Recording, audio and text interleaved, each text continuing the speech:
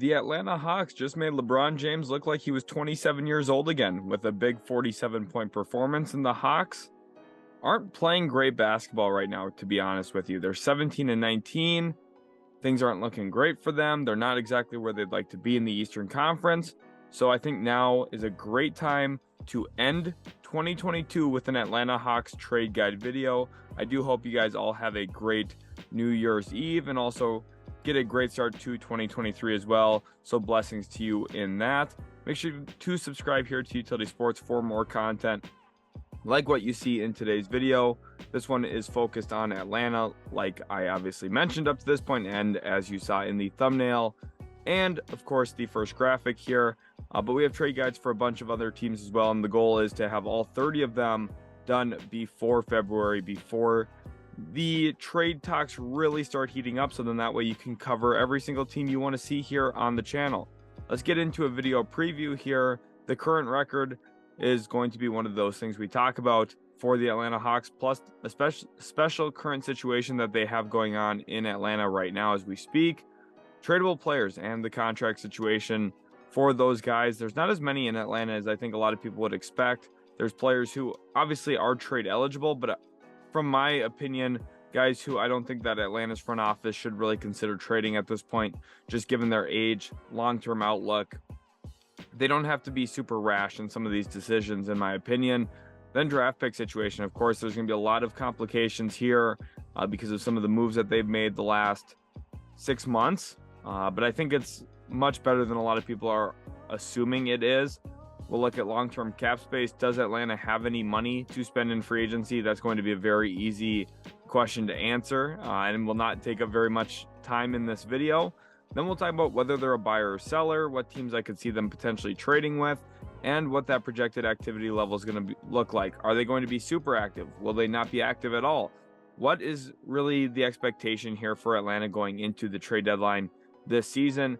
As we're wrapping up 2022, heading into 2023, will that Atlanta front office look to make some moves or not? I think that's really one of the big questions, and we're going to answer it in this video. So let's go ahead, get started right now with some of those current events in what's going on in Atlanta. They're 17 and 19. They're 9th in the East as of 12/31, which doesn't sound great. It doesn't sound great being on the outside looking in when it comes to the playoffs. Obviously, they would have a shot at getting in through the play-in like they did a year ago, but that's not where you want to be, especially when you have Trae Young, DeJounte Murray. You've got some of these interesting young players. You want to be a really good team. Plus, there's all of these rumors around Nate McMillan right now. He said in a press conference that he's actually going to mull retirement at the end of this season, and it's possible that he feels some pressure from ownership in the front office to, maybe take a step back and remove himself from the situation in Atlanta, especially amid some of the Trae Young turmoil, where right now, to be honest with you, I don't think Trae Young and Nate McMillan see eye to eye. Now, quick disclaimer here, Trae Young's name is not going to be brought up in this video when it comes to trading him. If you see someone right now saying Trae Young's going to get traded this year, that's not true. That is fake news. You're not going to get that from me here because there is zero chance, literally 0% chance that Trae Young gets traded this season. I would say there's just as good of a chance that Luka Doncic would get traded this season. It's just not happening. The Atlanta Hawks would not even consider listening to offers on Trae Young right now. No team is going to have any shot at landing Trae Young this season. Now moving into future seasons, that's a different story. And then there's also here the main component that I think really shakes things up here in Atlanta. It makes them more likely to make even more moves. Their president of basketball operations, Travis Schlenk, I believe was asked by ownership to step down from the position that he was in and take kind of a backseat role to Landry Fields, who is his new successor there in Atlanta. Of course, the team says, oh, it's mutual, Schlenk stepping down. People just don't step down from roles like president of basketball operations. That just does not happen.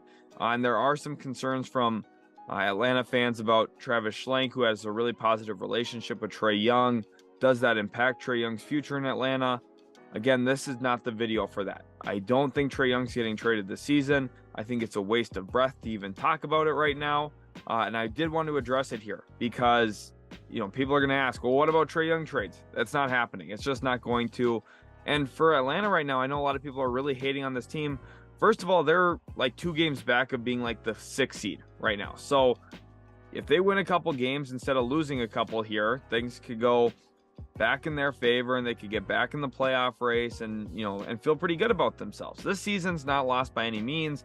And in fact, if you had to poll Atlanta fans and you would tell them, yeah, 36 games into the season, Trae Young shooting like 33% from 3, and you guys are nearly 500, do you think that's a pretty good sign that your team's overall pretty good, actually, even though Trae Young shooting the ball tumultuously bad for what his expectations would be? And I think a lot of people would say, yes, that's a pretty good outcome given the fact that Trae Young hasn't shot the ball well. And that's kind of the reality that we're living in right now. Trae Young's just not playing as good as Trae Young is. He's scoring 27 points a game. He's doing a lot of things really well still. He's Trae Young. He's an awesome player, but he's got to start knocking down some outside shots. He's had some games where he starts to do that. And he is trending in the right direction in that regard. But this team's going to live on Trae Young's efficiency from behind the arc. That's kind of the MO when you draft a player like him. When he's a high volume, high usage player, if he's not hitting shots, it's going to be harder to win games. It's just kind of the natural way things play out in basketball. Someone who I coach high school basketball, when players just don't make shots, it's hard to win. It really is. So that's kind of what's going on here in Atlanta a little bit. The team's just not shooting really well from 3. I do think that they missed Kevin Huerter more than I originally anticipated. Now, I still think with everything that's gone right with Sacramento, everything that feels like it's gone wrong in Atlanta, there's really not much difference between those two teams. And I don't think Kevin Huerter would make this Atlanta Hawks team a conference, finals contender or anything like that. To be honest, I think it's been really situational with some of those things. Now, of course, the day I record this, Kevin Huerter hits an insane game winner or whatever. But the Atlanta Hawks, I think they're just fine. I don't think that they have to hit the panic button and be super rash, but I do think that they need to seriously explore some moves. And some of their tradable players here, John Collins, one of them, 4 years, $100 million. He's got a player option in the final year at about $26.5 million, I believe that final year is. It's an expensive contract, and, it's kind of rough timing for Atlanta. He became a free agent the offseason after they went to the conference finals. So it became very easy for that team to say, hey, John Collins, look, you played awesome for us. We want to pay you. We can see you being that number 2 or number 3 guy next to Trae Young. I just don't know if he's that. He's not shooting the ball well at all this season. He's averaging about 12 points a game. And he's just not a $25 million a year player. He just isn't. And I think realistically, it's tough to win when you're paying someone this much money in a salary cap league and you're not getting the production you want. Again, 12 points per game and $25 million. That's not what you want for this season. It just isn't. Clint Capela, 3 years, $61 million. This was an overpay when they did it. I knew that. Clint Capela has been perpetually on the trade block, just like John Collins. It seems like those two guys can't get their names out of the trade block. And it's because they're like good players. They're just not great players. So we're going to talk about landing spots for both of those guys. Bogdanovic has been really, really good for them, though, since coming back from missing a lot of time to start the year. He's on a very team-friendly deal, in my opinion. 2 years, $36 million. Player option in the final year. And right now he's shooting about 42% from 3. So he's had a very nice start to the season for himself after coming back from injury. And I think he's somebody who has provided some stability there to Atlanta that they really needed. Remember when they traded Kevin Huerter, it was with the idea that Bogdanovic was going to be healthy. And when he's been healthy, he's been on the floor. He's been really good for them. So honestly, I think that, if things start to settle down for them, Trae Young starts to hit shots, this team's better than their current record would indicate, in my opinion. And then Onyeka Okongwu, a player that I hope they do not trade. I really like Onyeka Okongwu. I really, really do. He is a very fun player who I believe can block a ton of shots at the rim. He's actually pretty versatile out in space as well. One of the things I really liked about him coming out of USC a few years ago in the draft, I think he's a special player, and I think that there's a lot to unlock with him. And, I don't think Landry Fields is going to completely take it off the table to consider trading Onyeka Okongwu. Now, there was rumors back this past offseason when they traded for DeJounte that Okongwu was potentially going to be in that trade at certain points, and then they, moved some stuff around. Schlenk decided to not include him, but I do think it's possible that Landry Fields at least listens to offers on Okongwu. Again, I think that's a mistake, especially given how this front court is right now with Collins and Capela. I think Okongwu deserves a bigger role, and trading one of Collins or Capela could give Okongwu that bigger role, which is really what I want to see. But I wouldn't be shocked if Atlanta at least listens to offers on Onyeka. I know Hawks fans are going to like that. I don't either, but I think it's the reality here. So now we look at the draft pick situation, and they do own their own first-round picks in 2023, 2024, 2026, although that is a swap option for the Spurs. So if their pick ends up being higher in terms of, more valuable than San Antonio's, the Spurs would like to flip that pick with them, and they would execute that. Then they also have their own 2028, 2029, and 2031. I did not include the 2031 here on the graphic. I mean, those 2028, 2029 firsts are so long from now that, I would be shocked if they got involved in any type of deal, especially since, they don't own their 2027 first, so they legally cannot trade the 2028 first. So they don't have a lot of flexibility in terms of trading their own first rounders right now. The only pick that they can really trade right now that's theirs is that 2023 first.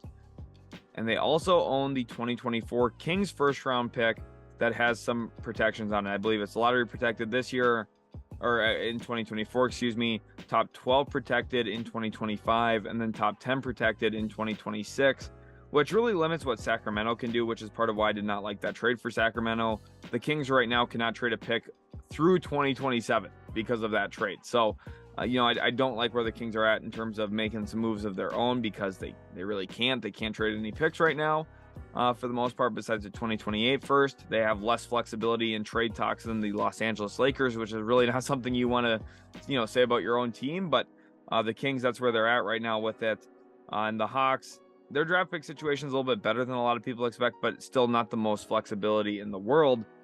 So long-term cap space, that's where we turn our eyes now. And they have basically none. It would require very drastic moves to open up money, maybe talking about a guy named Russell Westbrook. That's really the only way I could see this team opening up some money. For the sake of this video, the Hawks won't make moves to open up future cap space. We will talk about Russell Westbrook very briefly in a future graphic when we talk about what teams I could see Atlanta trading with. We will mention the Los Angeles Lakers. And no, I don't like to talk about the Lakers at length. I think that the Lakers get enough national media coverage. A lot of people know what's going on with them. And to be honest, the Lakers, whatever. Russ, I just don't really see it happening, but it's hard to tell right now because we don't really have a track record of Landry Fields making lead decisions.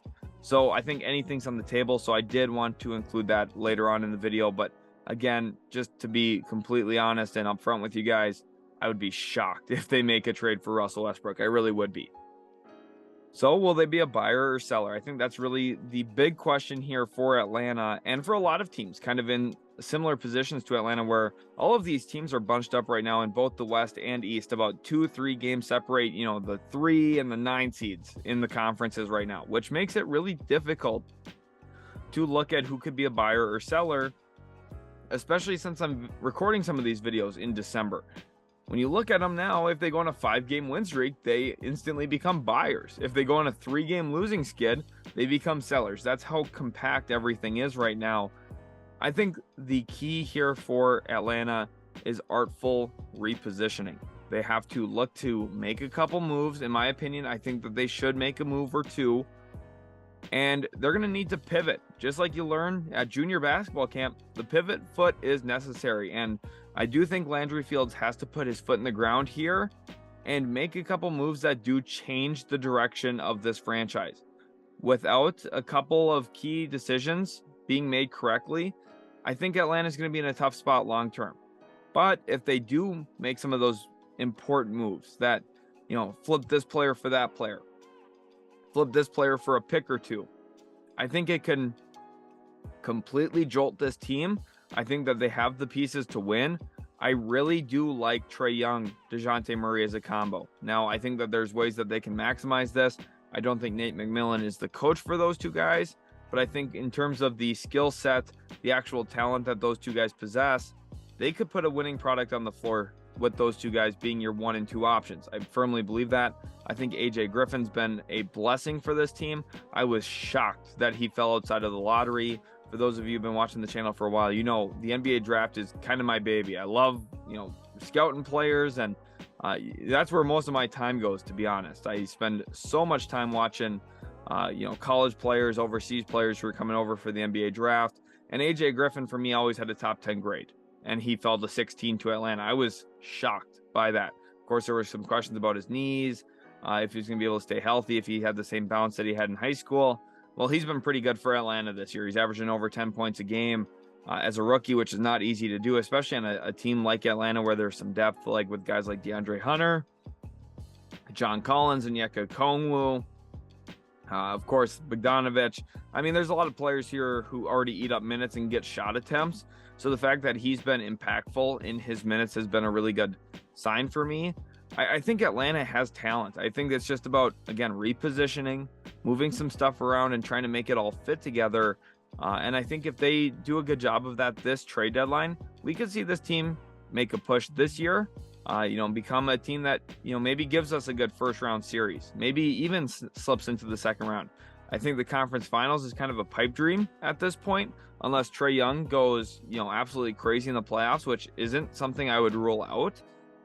But you need Trae Young to shoot better. That's really like most of the premise of this video is this team's not that bad. Trae Young's just not shooting as good as Trae Young is capable of. And once he starts doing that, it's going to open up a lot of other things for this offense. I firmly believe that. And I think defensively, they do have to play better. Now, when it comes to teams to trade with, there's 3 different categories here. I've got the sale teams that they would sell to. I've got 4 buy teams that they would buy from. And I've got the wow, Landry Fields has big cojones team, which is the Los Angeles Lakers. Let's start with that one. That's the fun one here. Landry Fields, if he makes a trade with the Lakers and it's one of those big moves that, breaks the internet, wow, well, congrats to him. He's got big cojones. It's a tough move to make and really bold to do it right away in your, very first time as a president of basketball operations, GM, whatever his title is right now. It's, everything's so recent. It's very rare to see a change like this mid-season. I don't even know what his full title is, to be honest with you. All I know is he's making the decisions now. So if he were to make a move with the Lakers, it would be very bold.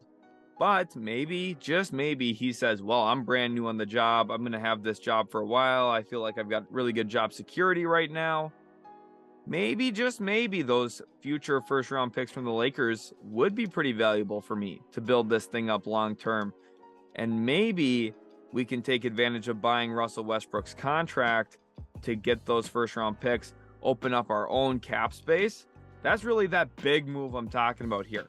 They would trade for the 2027, 2029 first from the Lakers, get Russell Westbrook in that deal for money purposes, and to LA, they would send John Collins and Bogdan Bogdanovic.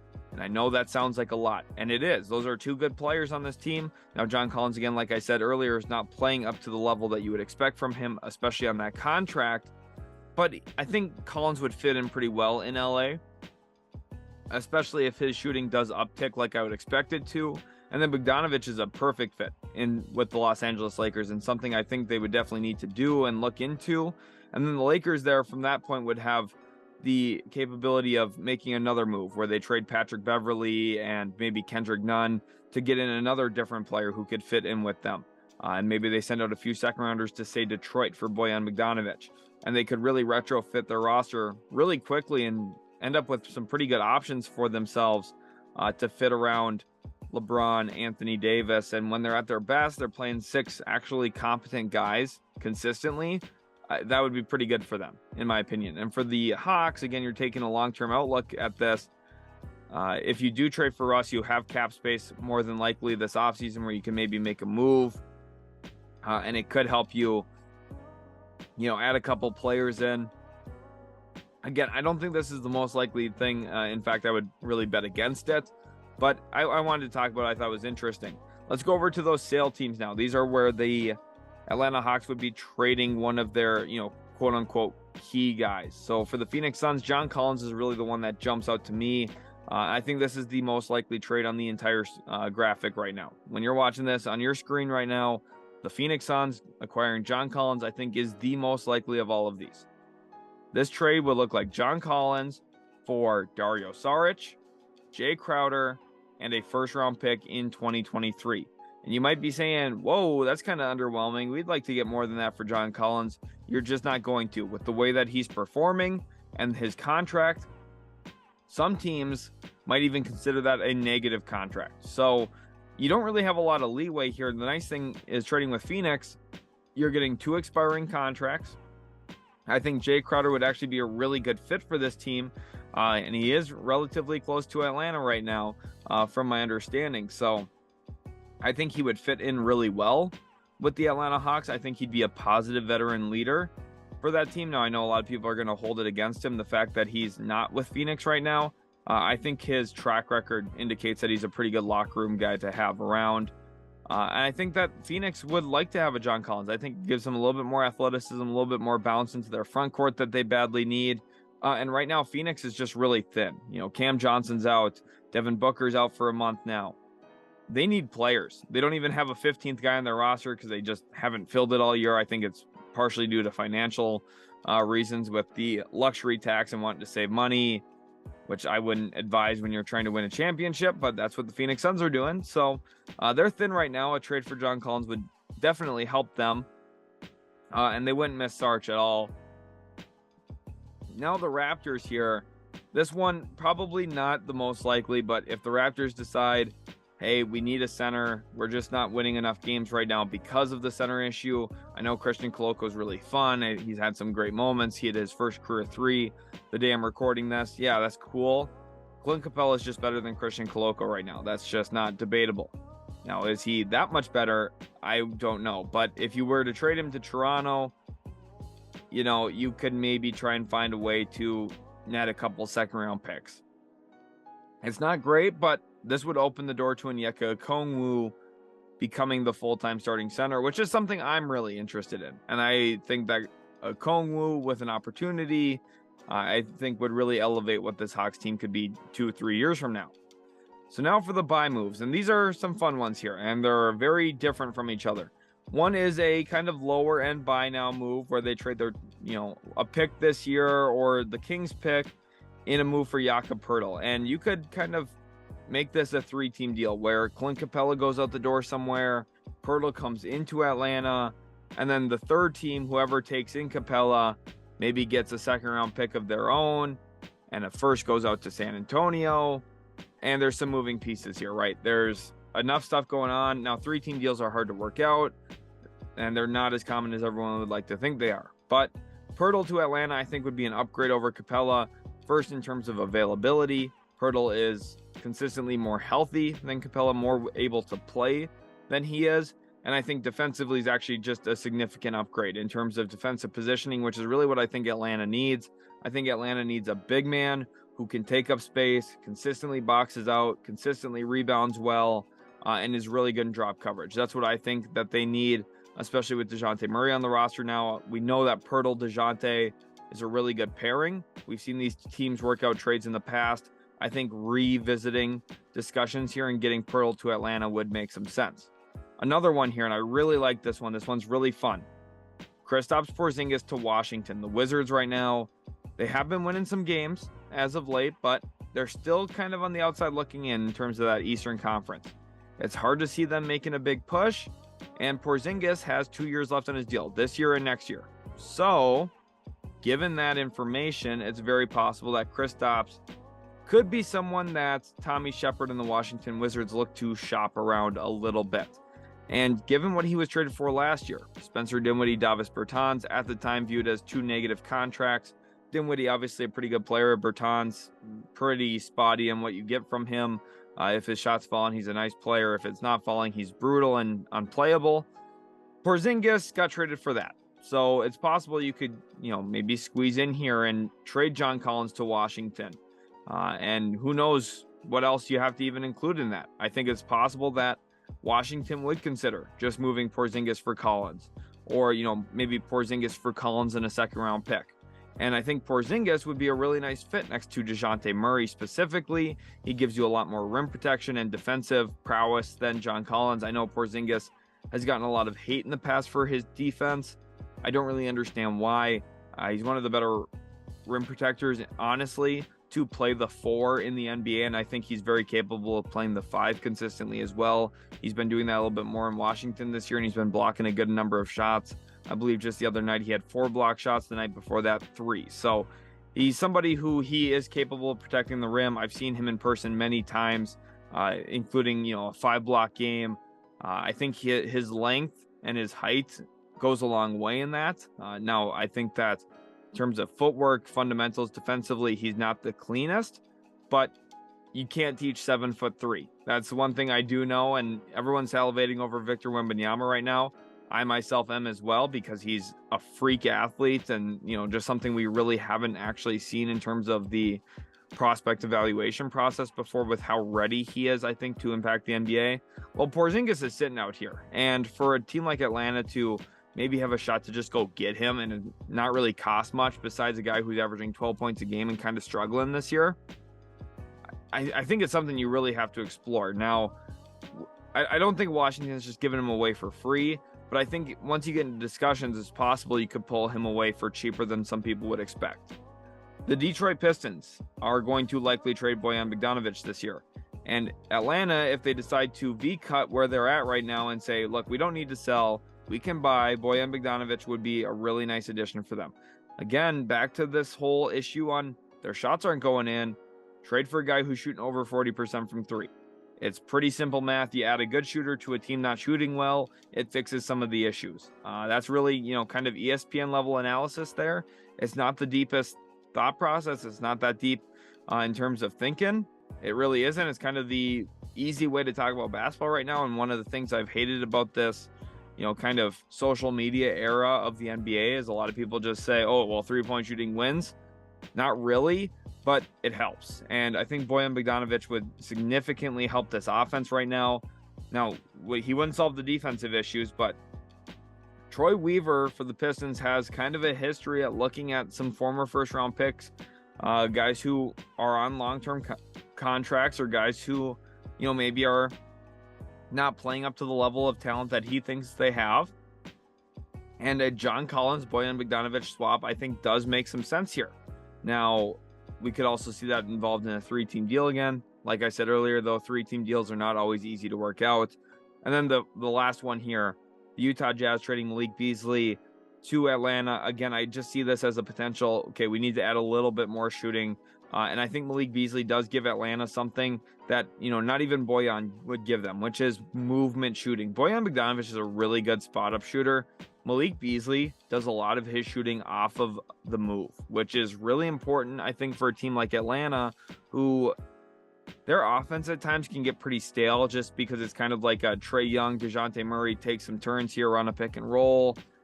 And I don't think that they fully integrated the entire width of the court into their offense. Swing the ball here, get the ball to this spot, and all of a sudden you got a guy coming off of a stagger screen up to the top of the key, bang, open 3-pointer splash, right? They're not getting that as much as I think that they really could. Part of that is Trae Young doesn't run off of screens to the level that he should. If I was coaching Trae Young, I would beg him to run off of 20 screens a game. I just would. He doesn't do that. I think he would be phenomenal and almost unguardable, to be honest, if he did. But, he's so good with the ball in his hands as well. There's, I understand why he doesn't want to do that. But Malik Beasley would love to do that for you, which is part of why the, getting him does make some sense. Everyone loves to just say, oh, well, you just need 3-point shooting. There's different kinds of 3-point shooting. Again, Bojan Bogdanovic is a standstill catch and shoot guy who, can maybe execute off of 1-2 dribbles to shoot a 3-pointer. That's kind of how he plays, right? He's going to hit an escape dribble and knock one down. Malik Beasley, he doesn't care if he's on balance, off balance. He doesn't care if he's squared to the rim. He's running left, right. Doesn't matter for Malik Beasley. He's going to shoot a bunch of threes. About 70% of his shots pretty much every single year are 3-pointers. He's been really impressive for the Utah Jazz this year, who have now slid down to 9th themselves in the Western Conference. So I think it is really possible that they would explore trading Malik Beasley. And it might only cost you a 2nd-round pick and some, salary filler here to get it done.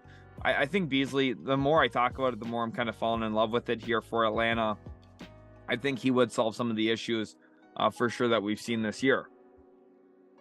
Projected activity level. I think that Atlanta views themselves as hopeful actives. I think that the one issue here with Atlanta is their players that they want to trade are a little overpaid. John Collins, Clint Capela, I think that they're a little overcompensated for what they give you on a basketball court. So because of that, a good indicator for trade value is the contract. A lot of the time, players on cheaper contracts, their trade value is inflated because it's team friendly. Sometimes when you're overpaid, your trade value goes significantly down. And I think that's kind of the case here a little bit for Capela and John Collins. I think that those are both good players who, if they're making $4 million less a year each, a lot more teams would have interest. I think Atlanta's going to be a little bit in a struggle point to find teams that want to take in those two guys. Even one of them. I'm not just saying two of them together. I'm just saying one at a time. I think there's not a lot of teams that are saying, oh my gosh, we want Clint Capela this trade deadline, right? There's just not a lot of those teams, in my opinion. So you have to almost think about their activity level as like a New Year's resolution. They're going to try to be active. They're going to want to be active. But by February, are we really sure they're going to be active anymore? I don't really know, to be honest, because again, just like New Year's resolutions, sometimes those things die out pretty quick. So I think Atlanta here, starting in January, they're going to be wanting to make some moves, but I don't know if they're going to have, a partner to dance with when it comes to the trade talk. So I think that they have some interesting navigation points. I think there's ways that they can improve this team without selling long-term future. I think there's ways to take a step back without taking a significant step back and, kind of repositioning for a better situation long-term. At the end of the day, I don't think DeJounte Murray was a mistake. I don't think Trae Young is going to get traded. I think this team's in a really good spot still long-term. I wouldn't say a great spot, but I think they're in a really good spot. They've got an awesome player who's only 24 years old in Trae Young. They've got another awesome player who, is kind of still doing his thing in DeJounte Murray. They just have to make a couple adjustments, figure out a couple more ways to win. Trae Young just starts shooting the ball better. Maybe they add another shooter off the move and play Onyeka Okongwu more, please. That's kind of the way that I see this team starting to win more. And I think that they can, pull it off. And I think everything's going to be A-okay in the ATL. Thank you guys so much for watching. Sorry for the Kyrie Irving eye here. I had to throw it in. I'm in a punchy mood today. So thanks so much for watching. Really do appreciate each and every one of you sticking around to this point of the video. It does mean a lot to me having your guys' support all year long. 2022 was a dream for me here on the channel.